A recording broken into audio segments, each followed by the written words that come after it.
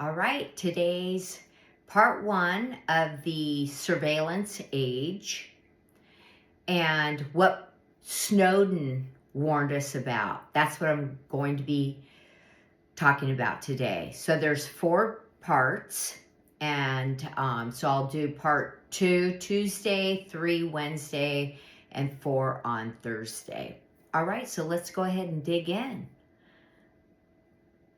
So today I'm going to be breaking down what Edward Snowden revealed about the NSA mass surveillance.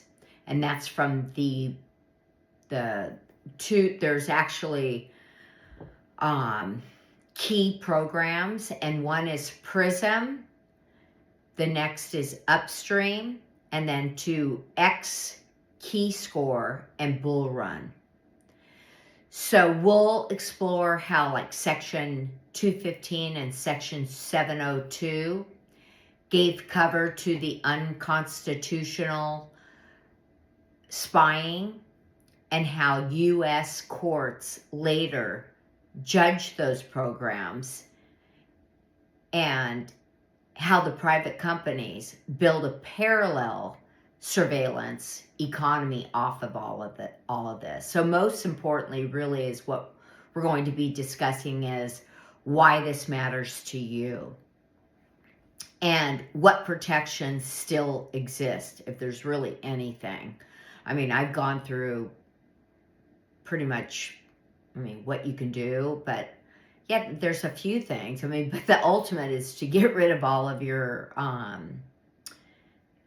your laptop, everything. All your screen and everything. But, no one's going to do that. So, anyways, but I'm going to go through everything. And Snowden's message is pretty clear because, like he says, privacy isn't about hiding. It's about protecting who you are. And that's what people don't really understand. And this is why I'm going through it, because people say, well, I don't have anything to hide. I don't do anything.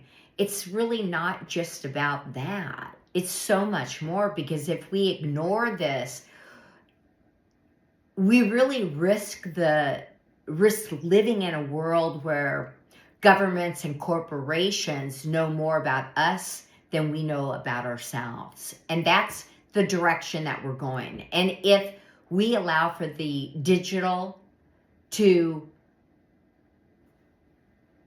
come in, this is just, we won't have freedom. Let's just say that. We won't. So really, humanity, the way I'm looking at this, is humanity stands at a crossroads. Either privacy remains a real human right, or we normalize a world where every click, call, location, and face captured is stored and searched. And this is where we're 90% there. People just don't know it or think about it. And I have a lot to talk about that on a private basis. So today I want to explain simply and thoroughly what Edward Snowden revealed, how it works, why it matters, and what we can do without hype or without jargon. So Snowden believes that the NSA's program betrays public trust and violates the 4th Amendment, and it does, which protects against unreasonable searches and seizures. We can look at what happened to the president.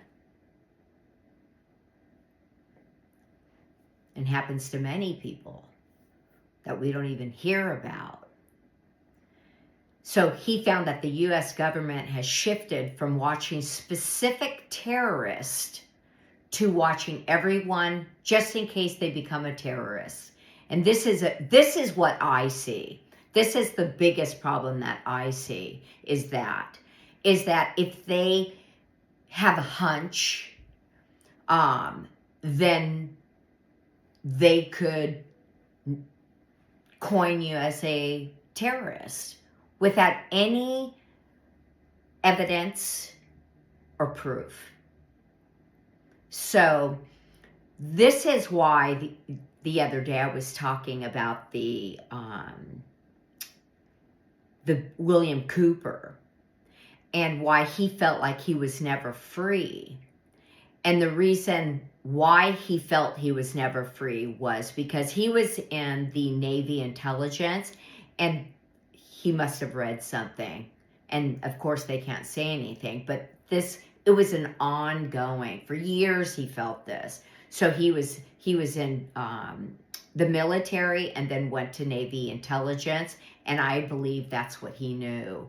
And this is why he had a premonition prior. Okay, this is what's going to... A lot of people in intelligence have known about this for years, for the last maybe 2 decades. I mean, we're talking about President Nixon when he got spied on and listened to. I mean, a president, and then they made up all that. So this goes way back. I mean, this has been going for decades. We just really haven't been paying too much attention to it.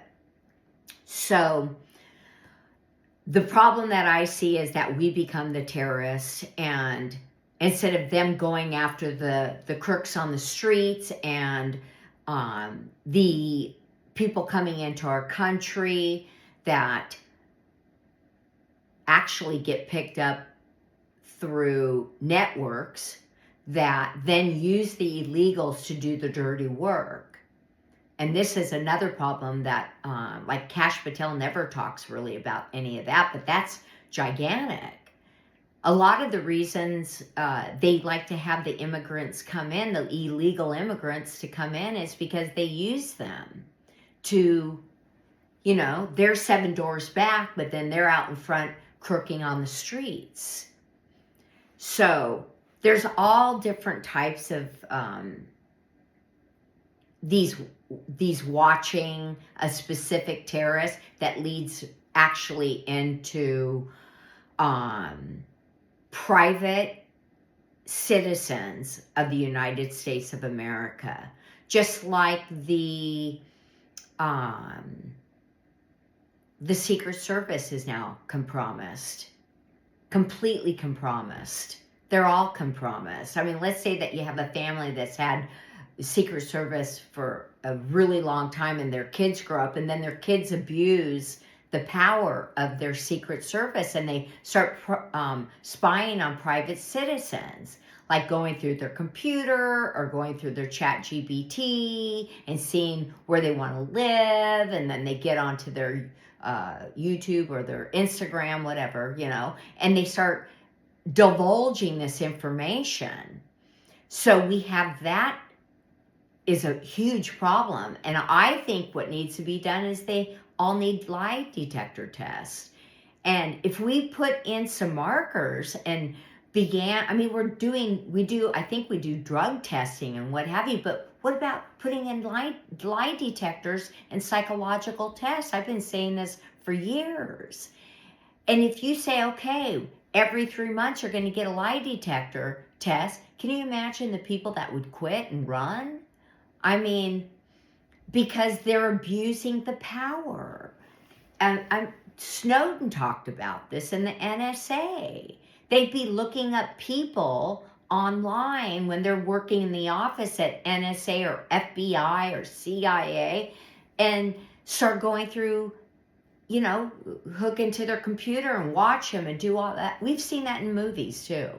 So his motive for leaking to inform the public of what was being done in their name.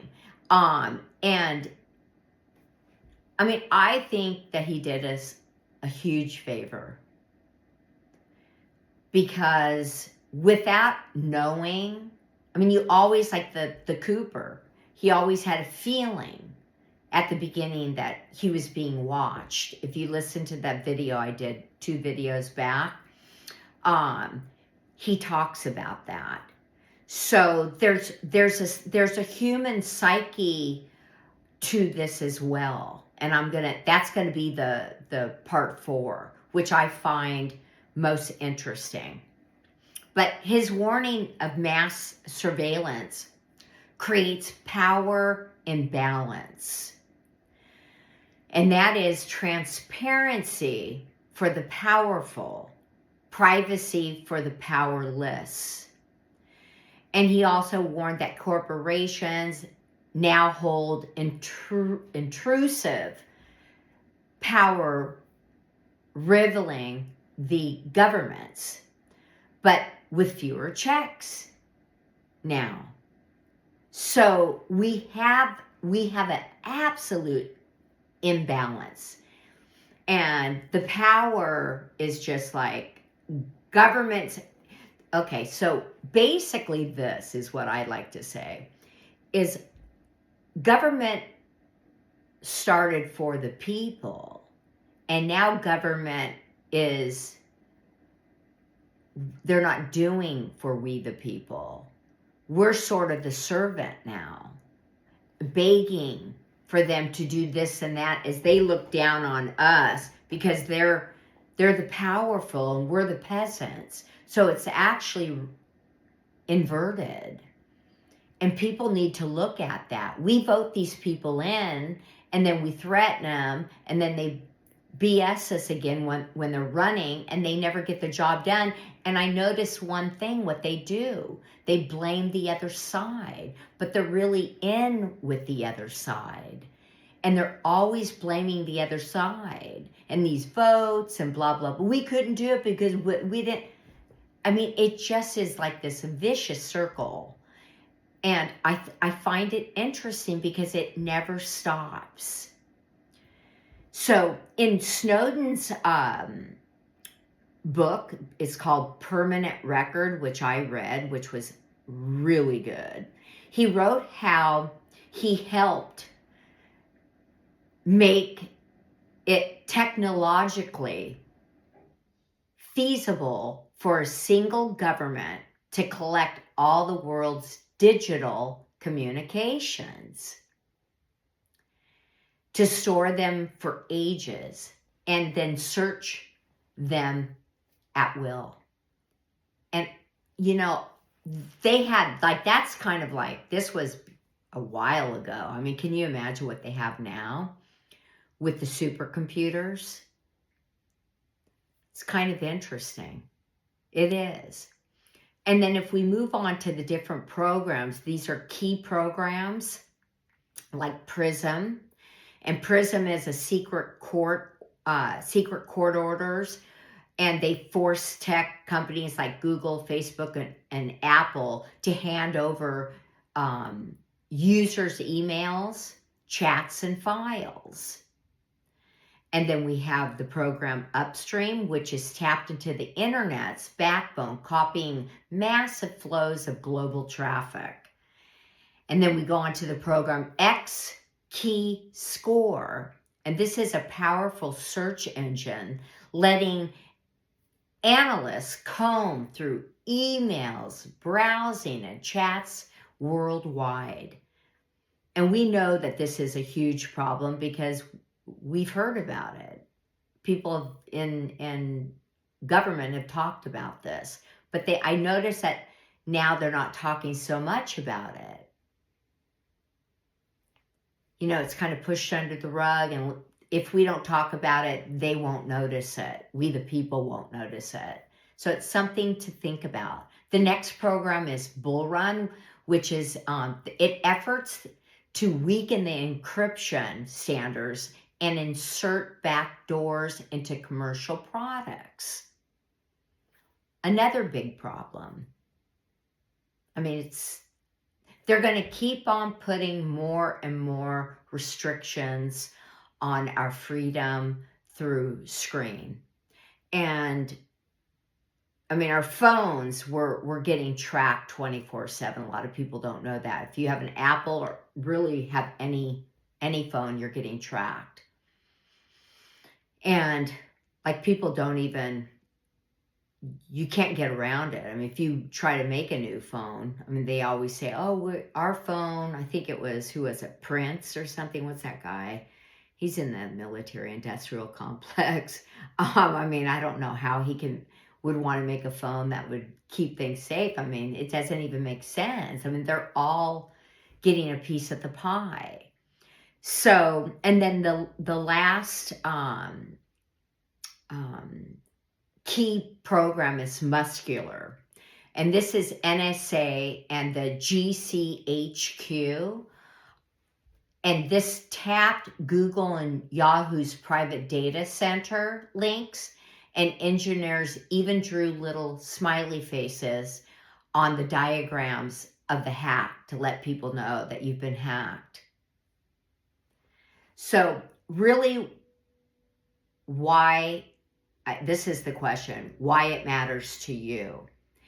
And because surveillance isn't about spies in a dark room. It's about law enforcement, tracking suspects, public health, monitoring outbreaks, and other things. And business is protecting the property, and government intelligence is national security, right? So tools inside the CCTV are cameras, drones, social media monitoring, license plate readers, facial recognitions, and biometrics. And the damage is when all these converge into mass data collection on everyone, which it has already been done. It's done already.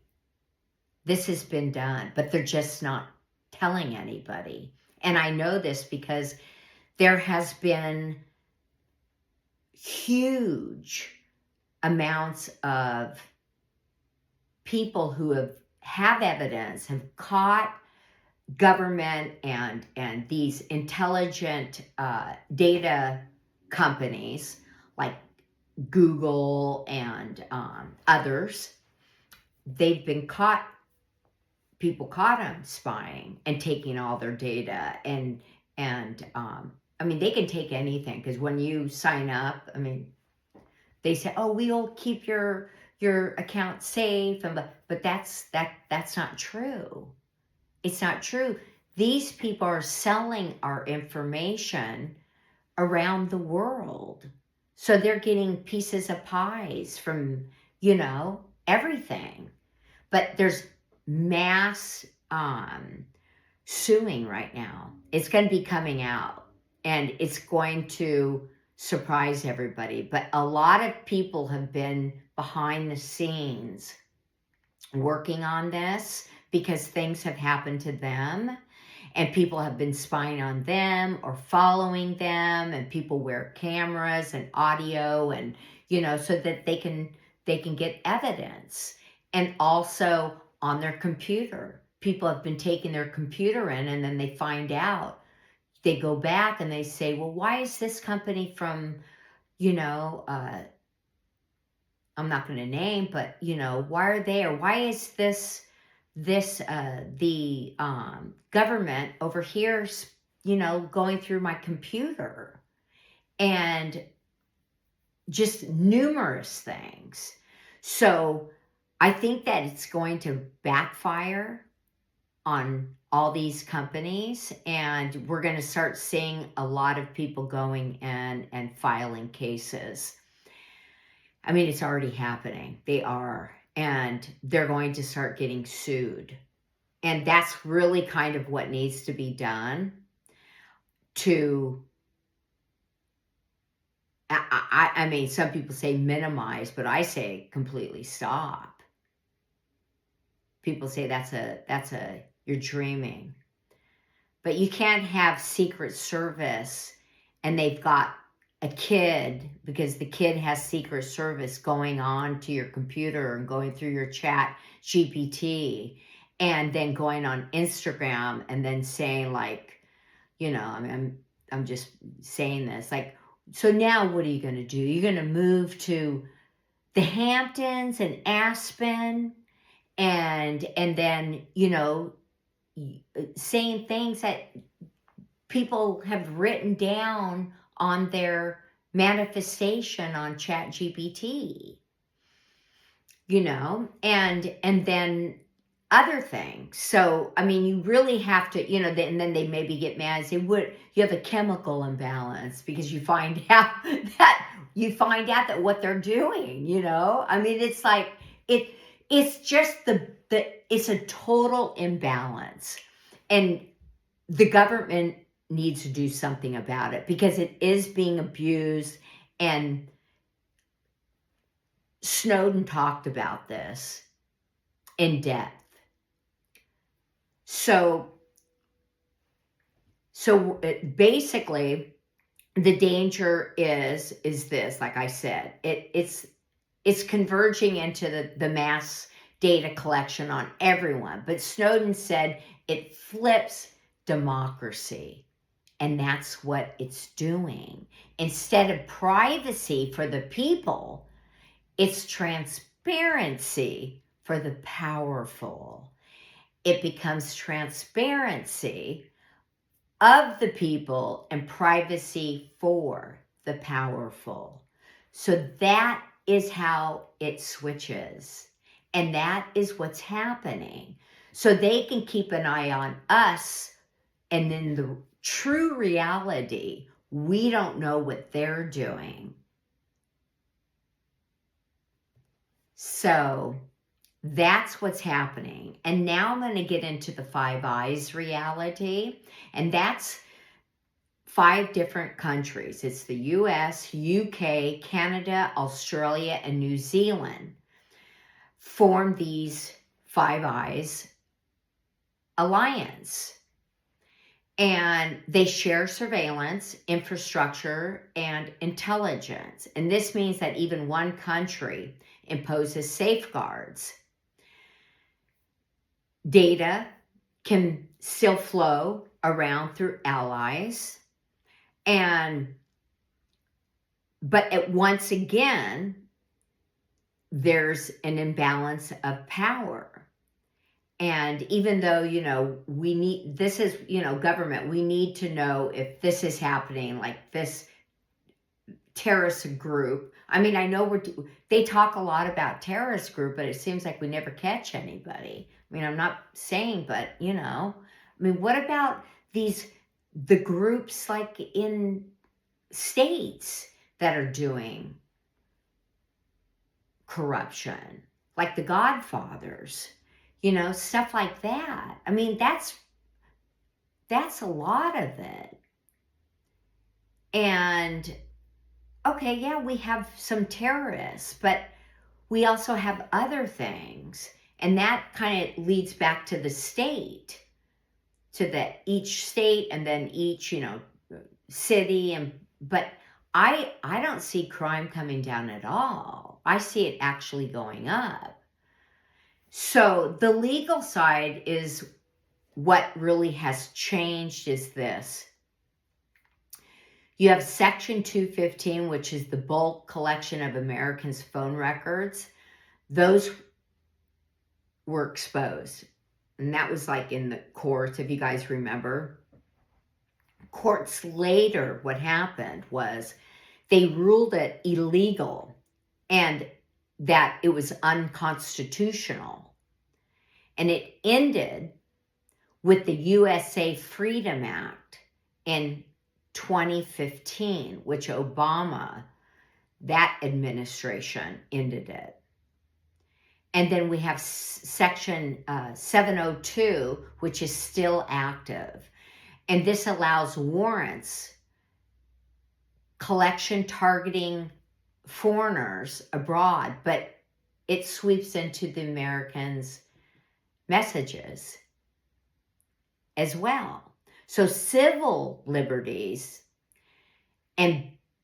or Civil Liberties Board and courts have raised red flags over this. But once again, Congress, we have, you know, two sides, and Congress reauthorized this in 2024, just last year, until 2026, which I found kind of interesting.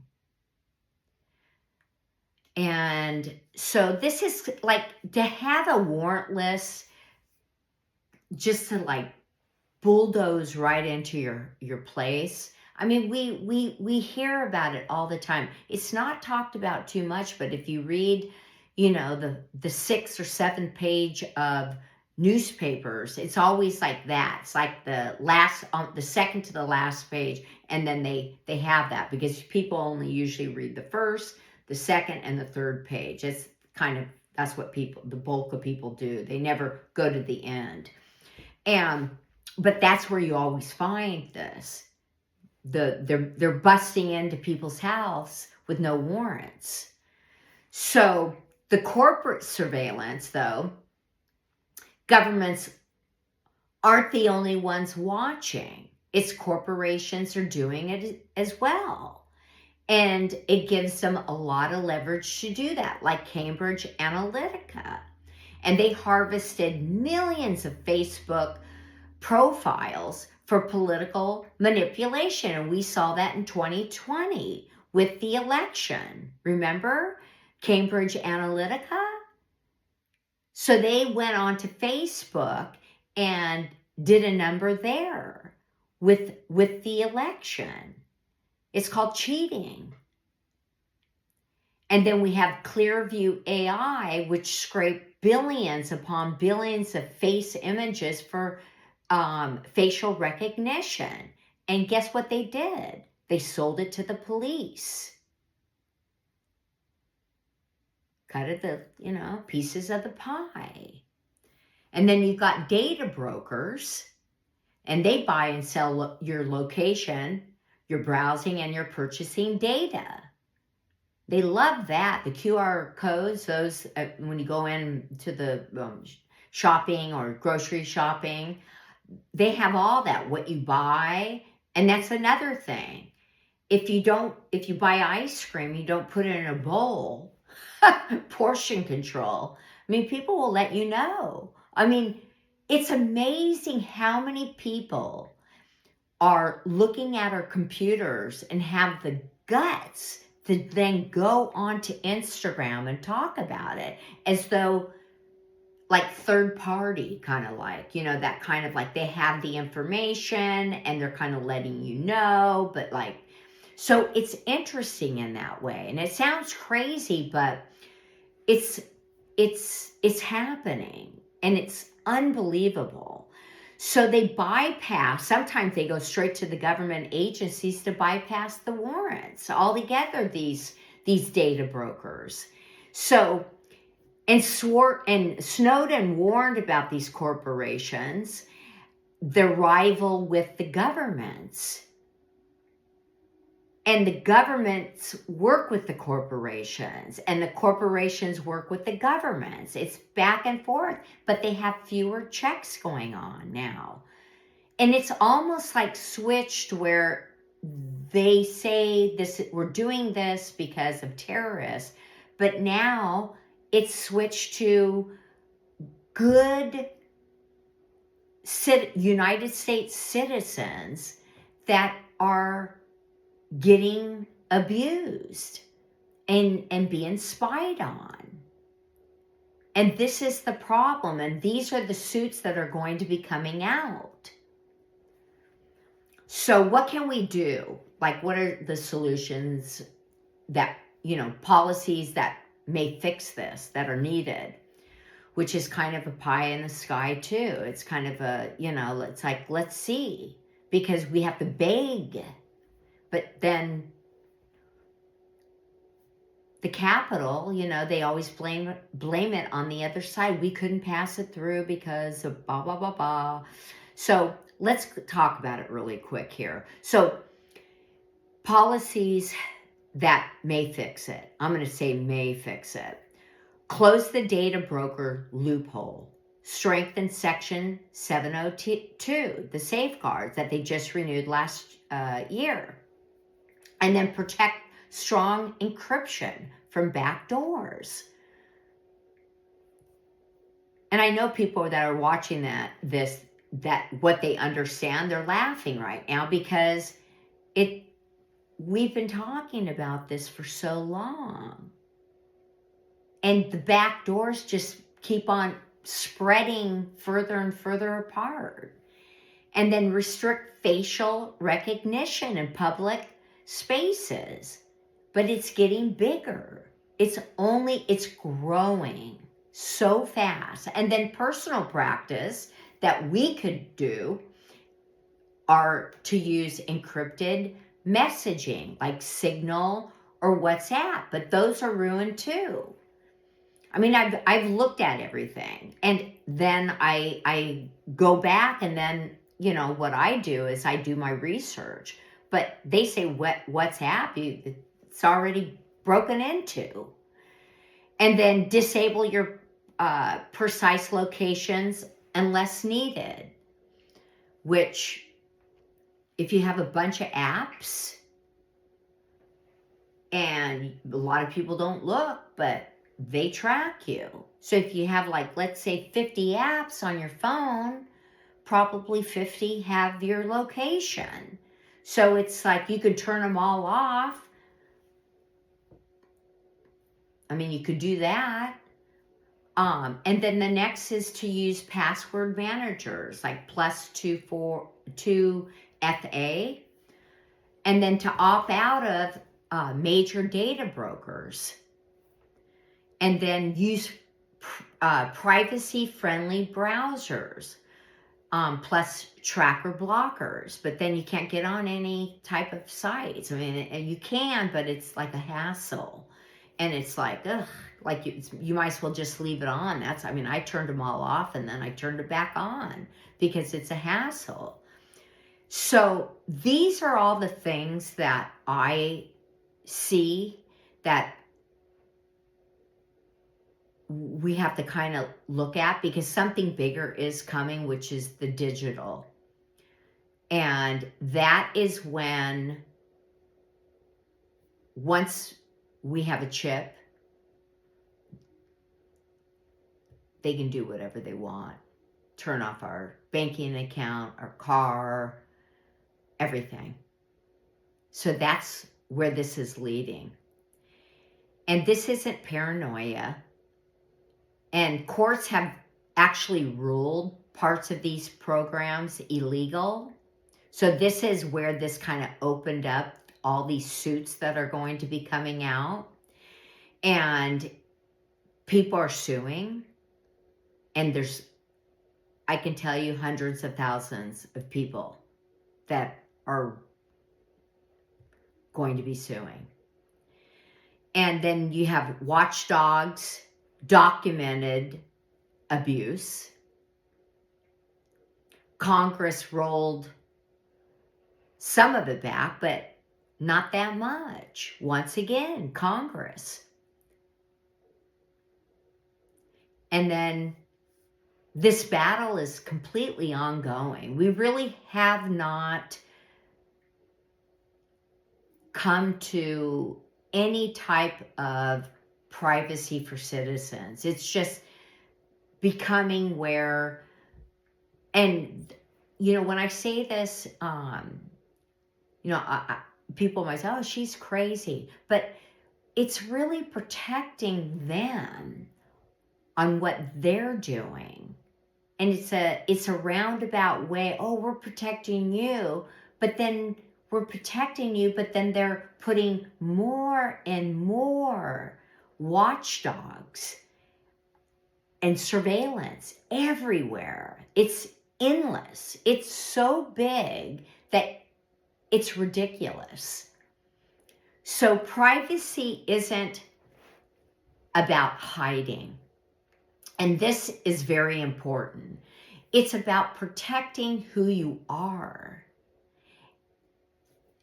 Or this is a good thing, because this is what Snowden says. And I want you to hear this. And I'm closing this out because we're at 36 minutes. This is what Snowden said. Saying you don't care about privacy because you have nothing to hide is like saying you don't care about free speech because you have nothing to say.